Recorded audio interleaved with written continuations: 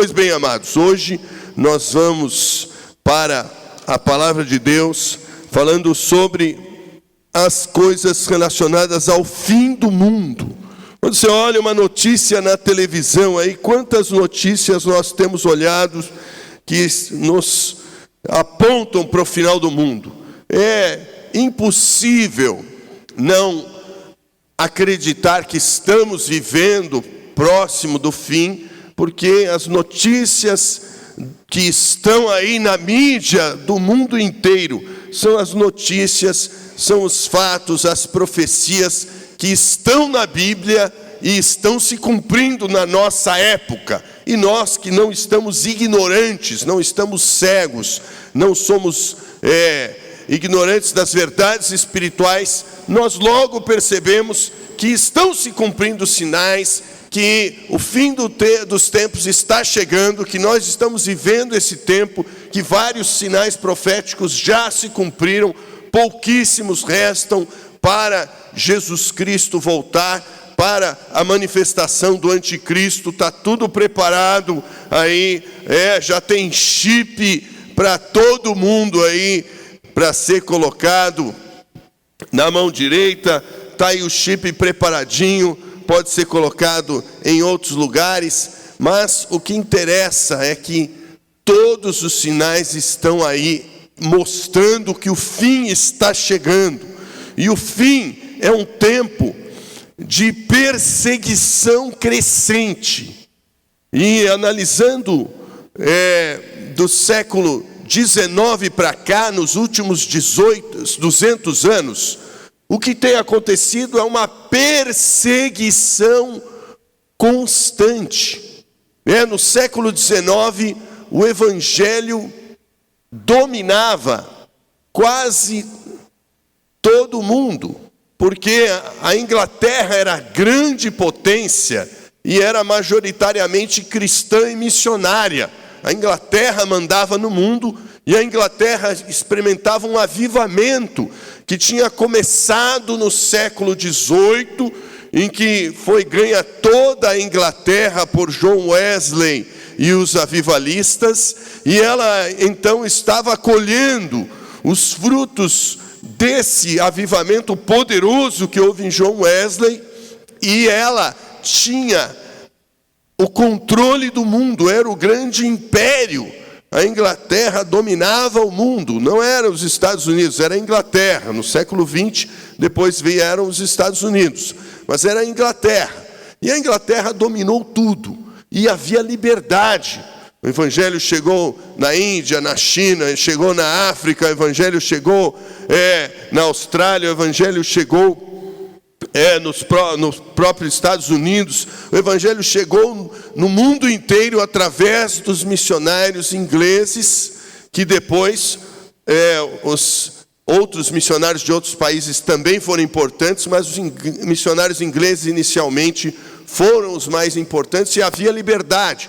Mas aos poucos essa liberdade foi diminuindo, até chegar ao ponto que hoje, nos mesmos lugares aonde o evangelho chegava, porque a Inglaterra era o império e eram colônias da Inglaterra, como por exemplo a China, a Índia, os países africanos, hoje o evangelho é perseguido nesses países.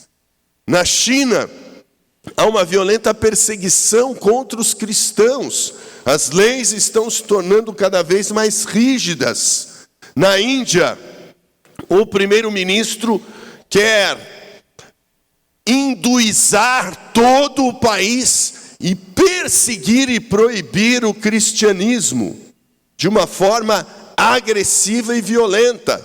Vários cristãos já têm sido mortos na Índia e muita perseguição tem acontecido, porque é assim que o mundo está funcionando, está havendo uma mudança muito grande. Hoje, mais de 4 bilhões de pessoas estão debaixo de perseguição.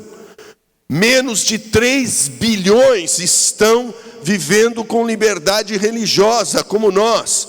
E é uma liberdade religiosa que vai se tornando cada vez menor. Na própria Inglaterra, que citamos exemplo aqui da grande potência missionária do século XIX, hoje é a perseguição contra os cristãos. Os cristãos são já intimidados nas escolas inglesas, já são perseguidos. Em muitos bairros não se pode pregar o evangelho. Alguns missionários, mesmo na área livre, que em Londres tem uma praça que é uma área livre para falar qualquer ideia. Hoje, quando um missionário apologista vai falar as verdades a respeito do islamismo, tem que ser escoltado por muita gente, porque senão ele, depois de falar, ele pode ser morto, porque os muçulmanos estão dominando Londres. O último prefeito de Londres era muçulmano. Vários bairros implantaram a lei Sharia, a lei radical islâmica no bairro. Tamanha a prepotência e a confiança que eles estão, representantes como deputados lá, nas câmaras que representam lá a Inglaterra, no sistema político deles, estão pegando o Corão, o Alcorão, e falando e bradando: hoje eu ainda não posso falar livremente desse livro aqui para vocês, mas eu sei que daqui a 20 anos eu vou falar e todos vocês vão ter que obedecer. Porque daqui a 20 anos, mais de 50% da população da Inglaterra será muçulmana. Assim como da Alemanha, da Holanda, da França e de uma série de outros países. E nós então sabemos que a perseguição vai tomar conta da Europa. Já há uma perseguição na Europa. Recentemente, nós temos ficado sabendo de muitos cristãos que são intimidados na Europa. E a palavra de Deus não é bem-vinda lá. Seja pelos muçulmanos ou pelos próprios europeus, que se dizem pós-cristãos, mas que adotam uma postura anticristã. De modo que nós precisamos estar preparados para aquilo que vem e que é inevitável, um período de perseguição. E nesse sentido, vamos ler Apocalipse, capítulo 12, versículos 7 a 12, e que nos ensina como vencemos nesse tempo do fim, como permanecermos como vencedores, mesmo em face da perseguição. E diz o texto aqui de Apocalipse capítulo 12, eu estou com a nova versão transformadora, mas eu vou ler no telão para acompanharmos a nova versão internacional, que é da maioria. Houve então uma guerra no céu. Miguel e os seus anjos lutaram contra o dragão, e o dragão e os seus anjos revidaram. Mas estes não foram suficientemente fortes, e assim perderam o seu lugar no céu. O grande dragão foi lançado fora. Ele é a antiga serpente, chamada Diabo ou Satanás, que engana o mundo todo. Ele e os seus anjos foram lançados à terra. Então ouvi uma voz forte do céu que dizia: agora veio a salvação, o poder e o reino de nosso Deus e a autoridade do seu Cristo, pois foi lançado fora o acusador dos nossos irmãos, que os acusa diante do nosso Deus dia e noite. Eles o venceram pelo sangue do Cordeiro e pela palavra do testemunho que deram. Diante da morte, não amaram a própria vida. Portanto, celebrem os céus e os que neles habitam. Mas ai da terra e do mar, pois o diabo desceu até vocês. Ele está cheio de fúria, pois sabe que lhe resta pouco tempo. Aleluias. O cristão vencedor é o que persevera na fé de forma firme e radical até o fim. Então, nós temos as atitudes de fé, e nessa passagem, o destaque para o versículo que declara a nossa vitória, o versículo 11, que diz: eles o venceram pelo sangue do Cordeiro e pela palavra do testemunho que deram diante da morte, e não amaram a sua própria vida. Então, o cristão vencedor é o que persevera na fé de forma firme e radical até o fim, com 3 atitudes de fé. A primeira atitude de fé é honrar o sangue de Cristo, não se dobrando ao materialismo do mundo. O apóstolo João escreveu no versículo 11, como nós acabamos de ler, que eles o venceram pelo sangue do Cordeiro. A maioria dos cristãos ocidentais não está honrando o sangue do Cordeiro, porque vive como se fosse qualquer coisinha que Jesus tivesse feito por nós. Vive como se fosse um religioso, e cristianismo não é ser religioso, embora o cristianismo seja uma religião do ponto de vista que define a nossa crença, mas de fato o cristianismo é muito mais do que uma religião, é um estilo de vida, é uma vida radical, totalmente entregue a Jesus. E a maioria dos cristãos estão hoje mais preocupados com as coisas do mundo do que com honrar o preço que foi pago ali na cruz por Jesus. Foi pago um preço muito alto por você e por mim, para que não nos dobrássemos às coisas materiais e ao dinheiro, mas infelizmente a maioria dos cristãos está se dobrando a mamon, porque não entendeu a sua identidade em Cristo, não entendeu quem é e não entendeu a própria realidade. Qual é a realidade? A realidade é que somente as coisas espirituais são permanentes e as materiais são eternas. Hoje nós convivemos com 2 realidades. Hoje as duas são reais. A nossa realidade física e material e a realidade espiritual. Mas precisamos entender, e só nós conseguimos entender isso, porque os que são de Cristo entendem a realidade espiritual, os que não são de Cristo não entendem, estão cegos espiritualmente, e um cego não pode enxergar e não pode entender. Por isso que aqueles que estão sem Cristo estão correndo atrás das coisas materiais, porque não enxergam a realidade maior e última, que é a única que vai permanecer, que é a realidade espiritual. Nós somos cidadãos dos céus, nós entendemos a realidade das coisas e precisamos viver de acordo com a verdade e não de acordo com o engano. E a verdade é que nós somos peregrinos, somos estrangeiros nessa terra, que essa não é a nossa casa, essa não é a nossa terra, essa não é a nossa cidade, essa não é a nossa cidadania, essa não é a nossa identidade. A nossa cidadania é celestial. Nós somos súditos do Rei e pertencemos ao reino de Deus.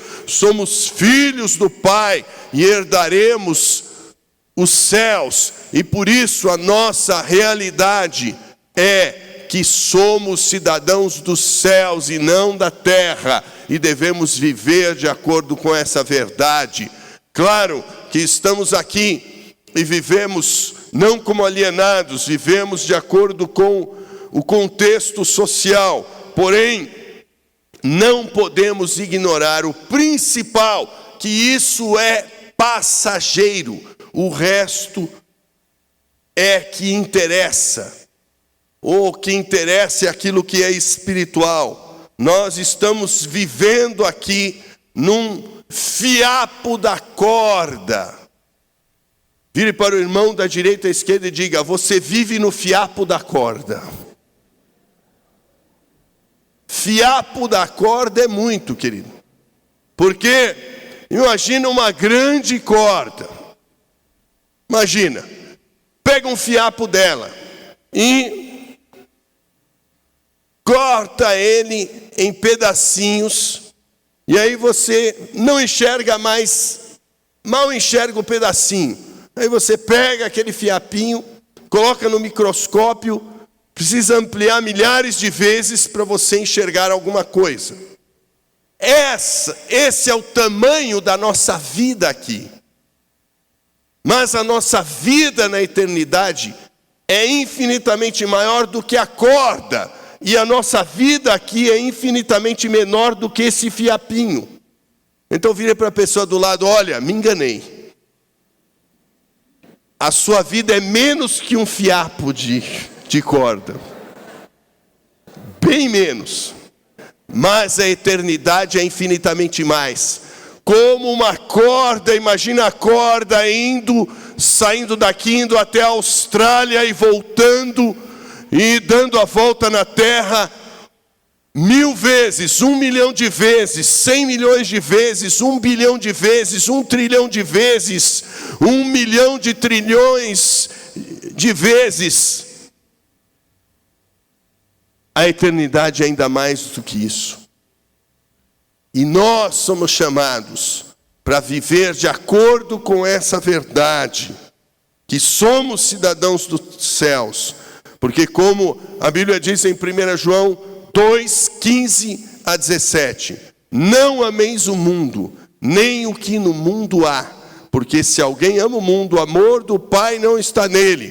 Porque o mundo e a sua cobiça passam, mas aquele que faz a vontade de Deus permanece para sempre. Por isso, querido, nós somos chamados a honrarmos o sangue de Jesus enquanto estivermos nessa terra. Aplauda o Senhor, porque Ele é digno, Ele derramou sangue pela sua vida. E em segundo lugar, a segunda atitude de fé que Deus nos chama para vencermos nesse tempo da adversidade, nesse tempo do fim, é exatamente perseverar como testemunha de Cristo. A palavra no grego testemunha é martírio, que tem a ver com mártir. Então, ser testemunha é igual a ser mártir. E o que é um mártir? O que é um mártir? Vira para a pessoa do lado: o que é um mártir? O que é um mártir? Mártir é alguém que morre por uma causa que ele acredita. Então nós somos chamados a sermos testemunhas de Cristo, mesmo que nos custe a vida. E por isso, essa atitude de perseverar em testemunhar de Cristo é tão importante, porque esse é o nosso chamado. O apóstolo João diz no versículo 11: eles o venceram pelo sangue de Cristo, pela palavra do seu testemunho. Pela palavra do seu testemunho. Então Deus nos chama a viver o Evangelho com exemplo de vida e falarmos de Cristo, a razão da nossa vida. Porque se não estivermos vivendo esse Evangelho, e se não estivermos falando de Cristo, não há mais significado para continuar na terra. Esse dia do feriado, eu saí para comprar um remédio para a Beth, e fui fazer uma pesquisa aqui para ver onde estava mais barato. E aí entrei na farmácia lá que tinha o melhor preço. E cheguei na farmácia, feriado, tinham 4 funcionários lá na farmácia, a gerente e mais 3 funcionários. E eu ali rapidamente fui atendido, mas a Beth precisava de 2 frascos do antibiótico e só tinha um naquela farmácia, mas eles tinham uma outra filial aqui em Ribeirão. Então eles foram pedir para buscar lá na outra filial e eu tive que esperar um pouco. Então, aproveitei a oportunidade para fazer o quê? Perder tempo? Falar do futebol? Para testemunhar de Cristo. É interessante, comecei a testemunhar para a gerente. Ela falou: eu te conheço, já fui sua paciente lá no Ribeirão. Eu falei: que bom, e agora? Não, agora meu convênio não atende. Eu falei: que pena. Isso tem sido um problema atualmente no Hospital Ribeirão, né? Que eles cresceram muito com a Redditor, mas por outro lado não atende mais os mesmos convênios que atendia antes. Então, hoje o número de pacientes que a gente consegue atender lá é menor, infelizmente. Mas aí estava falando de Jesus para ela e já falei para o outro que estava no balcão, falei para o outro que estava no balcão, falei para o rapaz que estava no caixa, e aí já preguei o evangelho e já perguntei: e você já descobriu o sentido da vida? E você já descobriu o sentido da vida? E você já descobriu o sentido da vida? Olha, é bom você saber, porque a vida passa rápido. Aí um que já tinha 38 falou: é mesmo? Aí coçou a careca dele e falou: a vida passa rápida. Aí, então, passa rápida, às vezes a gente perde até o cabelo. E aí então, fui e evangelizei os 4, e 2 deles ficaram muito interessados. Um deles, que o filho de 13 anos, esse rapaz de 38, mora até na 4ª divisão, chama Tiago. O filho dele de 13 anos é ateu, e ele estava muito preocupado: eu não sei o que fazer, nós rezamos muito, nós acreditamos muito em Deus, mas o meu filho não tem jeito, ele não acredita em nada. E até peguei o contato dele depois para passar para o pessoal da 4ª, o Rafa e companhia, aí para fazerem uma visita lá. E ele ficou de vir aqui, mas sabemos que isso não é fácil. Mas por quê? Porque nós estamos aqui para falar de Cristo. Eu podia ter ido embora, estava cansado, tinha dado, aliás, plantão. Eu tinha trabalhado o dia inteiro da quinta-feira, a noite inteira da quinta-feira, e na sexta do feriado, eu podia ter voltado rápido para casa, porque eu estava cansado, e chegando em casa, descansei um pouco mais, porque realmente eu estava cansado, e na sexta noite trabalharia novamente, então, de plantão novamente, então tinha que descansar mesmo. Mas não poderia perder aquela oportunidade de falar de Cristo. Por quê? Porque eu não estou aqui para outra coisa que não for testemunhar de Cristo. Nós somos as testemunhas. E se nós não falarmos, como disse Jesus, as pedras vão falar. Não vamos esperar que as pedras falem, as pedras estão falando. Já contei aqui várias vezes o exemplo de um pastor amigo meu que foi evangelizado pelo dono da Boca. O dono da Boca evangelizou e ganhou para Cristo esse pastor. Que ele foi lá com 15 anos de idade, uma família disfuncional, aí ele foi lá no morro e Deus abençoou, que ele foi no morro e em vez de encontrar um aviãozinho lá qualquer, um traficãozinho qualquer, ele encontrou direto o dono da Boca. E o dono da Boca olhou para aquele rapaz de 15 anos, ficou com pena dele e falou: rapaz, o que você está precisando não é aqui que você vai encontrar. Vai na igreja dos crentes, que é lá que você vai encontrar. Aí, e vai embora daqui já. Aí o dono da Boca, todo armado, falou isso para um menino de 15 anos. O menino de 15 anos chispou, vazou correndo, desceu o morro correndo ali. Mas, no dia seguinte, o moleque voltou lá, porque ele estava sem sentido na vida dele. E no dia seguinte, o rapaz voltou lá, 15 anos, voltou lá para querer experimentar cocaína, que era isso que ele queria. E aí, o dono da Boca estava por lá olhando, aí ele estava quase comprando lá, aí o dono da Boca: ô garoto, é você! Já te mandei embora daqui ontem, sai daqui já, não vende para ele não, sai daqui já te falei que o seu lugar não é aqui, o que você está precisando é lá na igreja dos crentes, vai para lá e não volta mais aqui. E aí, depois daquela segunda, ele já saiu vazado, Aí ele resolveu ir para a igreja e entrou pela primeira vez numa igreja evangélica, entregou a vida a Jesus e hoje é o pastor de uma grande igreja lá em Angra dos Reis. Glória a Deus.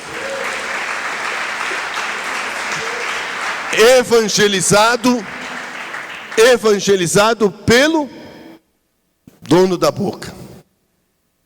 Queridos, não vamos deixar que as pessoas que estão aqui perdidas sejam evangelizadas pelo dono da boca, amém? Vamos cumprir o nosso papel de testemunhar de Cristo. E não só testemunhar de Cristo, como também cuidar das pessoas. É interessante que a Mafê foi evangelizada pela Beth. E a Beth evangelizou a Mafê, mas depois foi a Débora que cuidou da Mafê. Se a Beth tivesse evangelizado a Mafê e ninguém tivesse cuidado da Mafê, a Mafê não estaria aqui. Talvez teria ido para outro lugar, não sabemos. Mas alguém cuidou, e é isso que nós somos chamados a fazer. Testemunhar de Cristo e cuidar das pessoas. Por isso que estamos com essa classe aberta aqui na terça-feira, para que você venha aqui, traga uma pessoa ou não traga uma pessoa, mas venha você e aprenda a consolidar, a cuidar das pessoas, dominando esse material tão simples, mas tão útil, que é 4 leis seguindo a Jesus e os 7 estudos do Descobrindo a Sua Fé. Nós temos passado aí para muitas pessoas esse material ao longo dos anos e tem sido excelente o resultado daqueles que recebem, mas a maioria não recebem.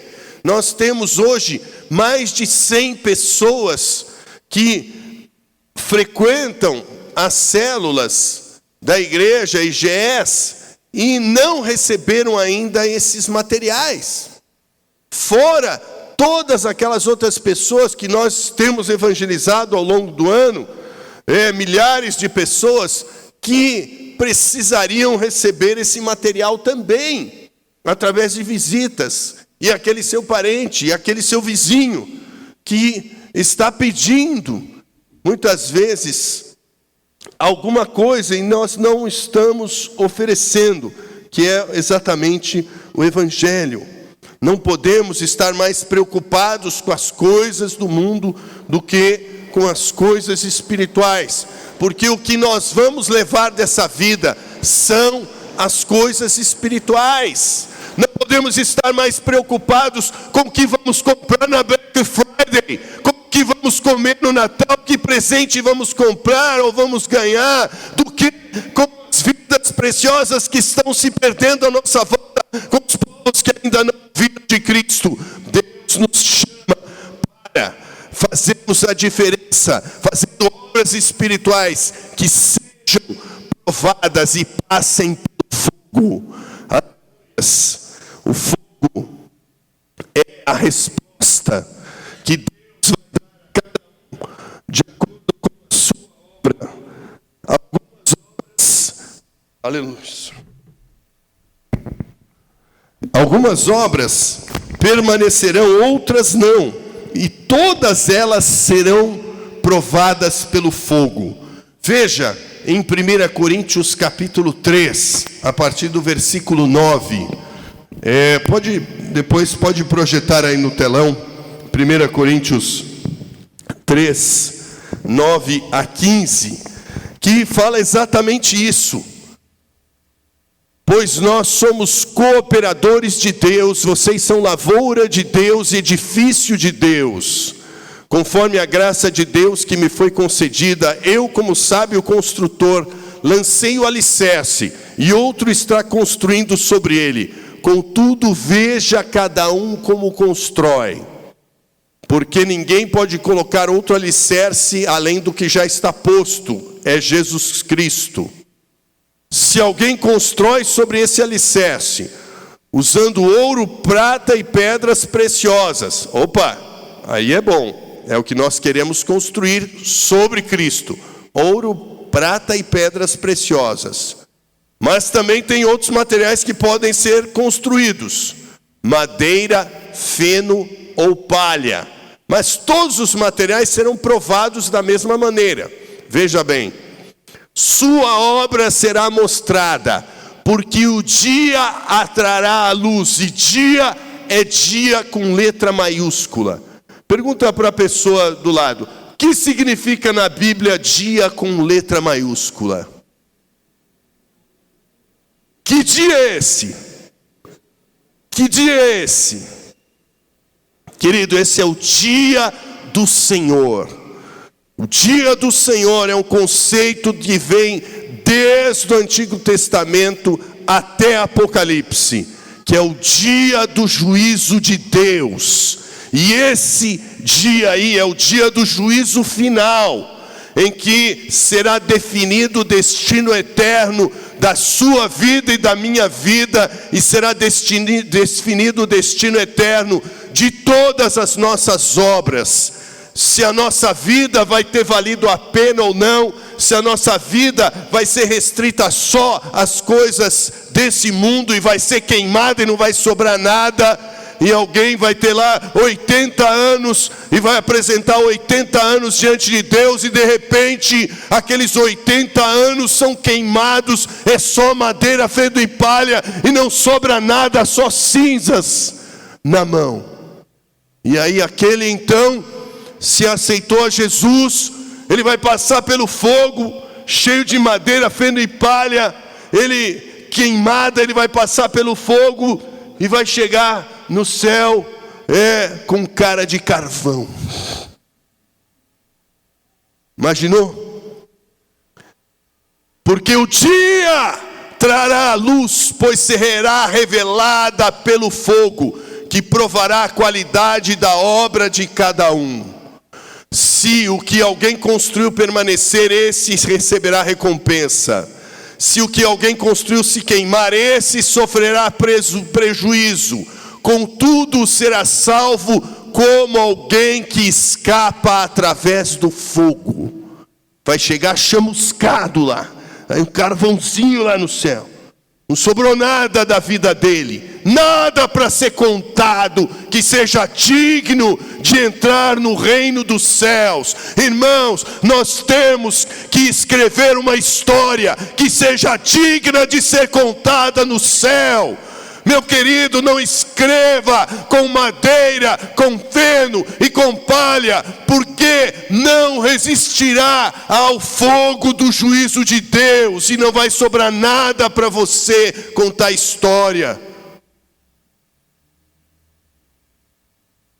Mas Deus nos chama a construir sobre esse alicerce, com ouro, prata e pedras preciosas, obras do reino de Deus, ligado a pessoas que precisam de Cristo, ligado a povos que precisam de Cristo, porque o sangue do Cordeiro foi derramado, e se nós honramos esse sangue, então nós vamos investir nas nossas vidas, vamos investir as nossas vidas para que estejamos ganhando pessoas, para que estejamos cuidando de pessoas, para que o nosso recurso vá para ajudar pessoas, para que tudo o que fazemos, tudo o que somos, tudo o que temos glorifique a Deus, e então os nossos atos serão ouro, prata e pedras preciosas, e você passará pelo juízo,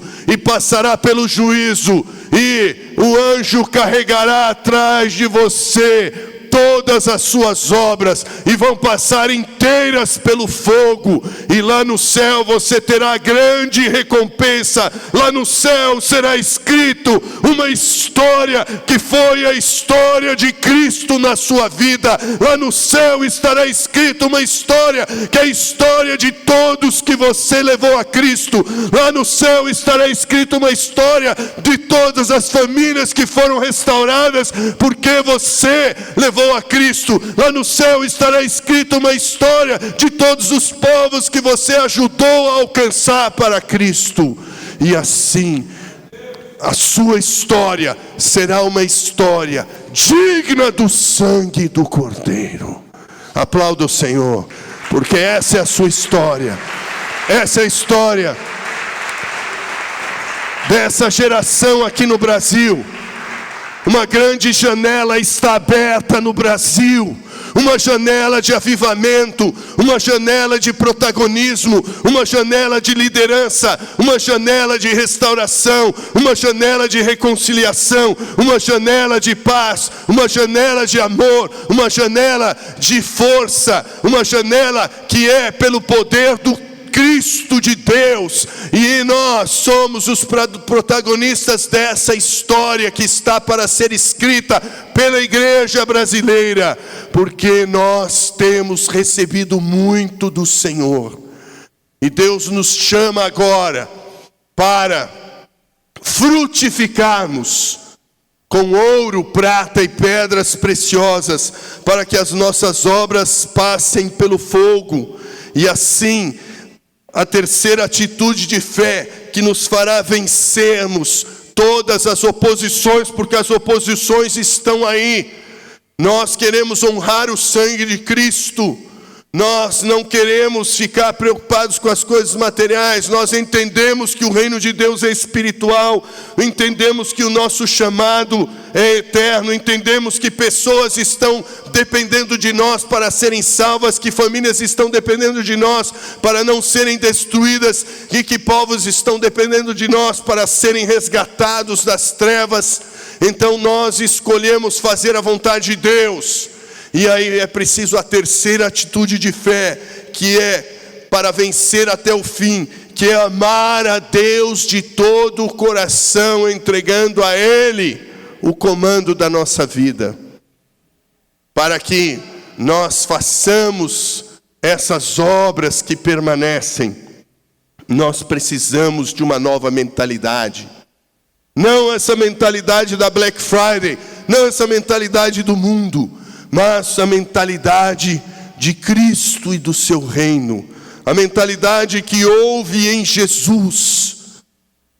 Este coração que houve em Jesus precisa ser gerado, precisa crescer em nós, precisa nascer em nós, precisa ser alimentado dentro de nós, precisa ser fortalecido dentro de nós, que é exatamente colocar o reino de Deus e o próximo em primeiro lugar. Este coração, que foi o mesmo sentimento que teve Jesus. Em Filipenses capítulo 2, a partir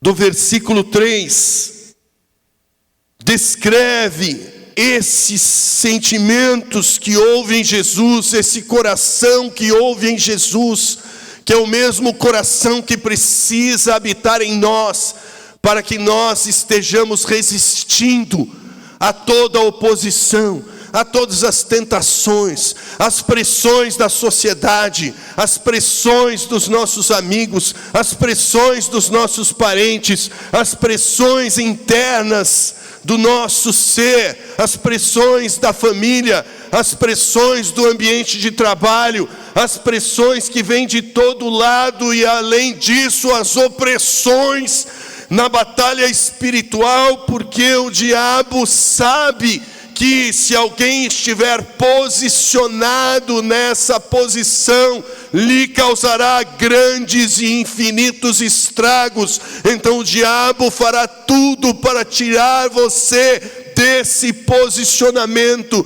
te distraindo com outras coisas. Mas para isso precisamos desse coração, o mesmo sentimento que houve em Jesus, e que diz a palavra: nada façam por ambição egoísta ou por vaidade, mas humildemente considerem os outros superiores a si mesmo. Não é fácil. Cada um cuide não somente dos seus interesses, mas também dos interesses dos outros. Seja a atitude de vocês a mesma de Cristo Jesus. E essa atitude é porque o coração de Jesus era esse. Ele veio para dar a sua vida em resgate de muitos. Então a atitude que Deus precisa colocar em nós, e que Ele vai colocar em nós, que Ele quer colocar em nós, basta abrir o coração, é de dar a nossa vida e não retê-la, mas dar a nossa vida para a salvação de muitos. Seja a atitude de vocês a mesma que houve em Cristo Jesus, que embora sendo Deus, não considerou que o ser igual a Deus era algo a que devia apegar-se, mas esvaziou-se a si mesmo, vindo a ser servo, tornando-se semelhante aos homens. E sendo encontrado em forma humana, humilhou-se a si mesmo e foi obediente até a morte, e morte de cruz. Aleluias, aplaude o Senhor, porque Ele teve esse coração, Ele te amou, Ele me amou, e Ele fez isso por prazer. A Bíblia diz que Jesus fez isso pelo prazer, pela alegria do prazer de trazer tantas pessoas à salvação, pela alegria do prazer de trazer muitos filhos à família de Deus, pela alegria e o prazer de resgatar povos e comprar com seu sangue os que procedem de todas as tribos, línguas, povos e nações, para os constituir reis e sacerdotes que reinarão com Ele. Somos desafiados a amar a Deus, deixando Ele e o seu reino em primeiro lugar em nossas vidas. E essa mudança de mente, essa metamorfose que esteve em Jesus ali no Quênosis, quando Ele se esvaziou da sua glória de Deus, sem deixar de ser Deus, mas Ele decidiu se fazer humano e sacrificar-se ali na cruz, porque o Filho do Homem não veio para servir, não veio para ser servido, mas para servir e dar a sua vida em resgate de muitos, disse Jesus acerca da sua missão. Assim, nós precisamos entender essa nossa missão. E o que nos passou pela metamorfose, uma mudança de mente, e nós também precisamos passar por essa mudança de mente, que está aqui em Romanos capítulo 12, versículos 1 e 2, para nos oferecermos a Deus e para que cumpra o chamado de Deus em nossas vidas, nós precisamos morrer e entregarmos a Ele o direito de governar nossas vidas através de uma mudança de mente. Romanos 12, 1 e 2, Paulo, que viveu isso intensamente, falou aos romanos que ele pedia a Deus que eles fizessem isso, porque só então eles seriam felizes e realizados. Portanto, irmãos, rogo-lhes pelas misericórdias de Deus que se ofereçam em sacrifício vivo, santo e agradável a Deus. Esse é o culto racional de vocês. Oferecemos a Deus. Não se amoldem ao padrão deste mundo, mas transformem-se pela renovação da sua mente, para que sejam capazes de experimentar e comprovar a boa, agradável e perfeita vontade de Deus. Não podemos tomar a forma do mundo, não podemos ser esculpidos pelo mundo, não podemos ser formatados pelo mundo. Temos que ser esculpidos pelo Espírito Santo, sermos formatados por Cristo. Cristo é o nosso modelo, e por isso Deus nos chama para deixarmos que Ele assuma o comando da nossa vida.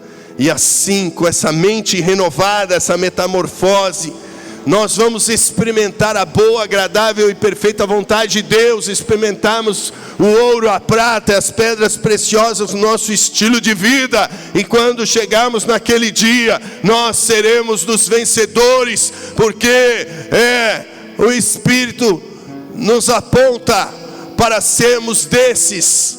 E o apóstolo diz, pelo Espírito Santo, eles o venceram pelo sangue do Cordeiro, pela palavra do seu testemunho, porque não amaram suas vidas mesmo diante da morte. Nós estamos nos menos de 3 bilhões que não recebem perseguição violenta. Mas a opressão e a perseguição da mentalidade do mundo é também violenta e tem solapado e dilacerado o coração de Cristo na maioria das pessoas que estão seduzidas e induzidas a viverem um consumismo desenfreado, não permitindo que os valores do reino de Deus sejam os centrais das suas vidas. Mas hoje Deus nos chama para vencermos,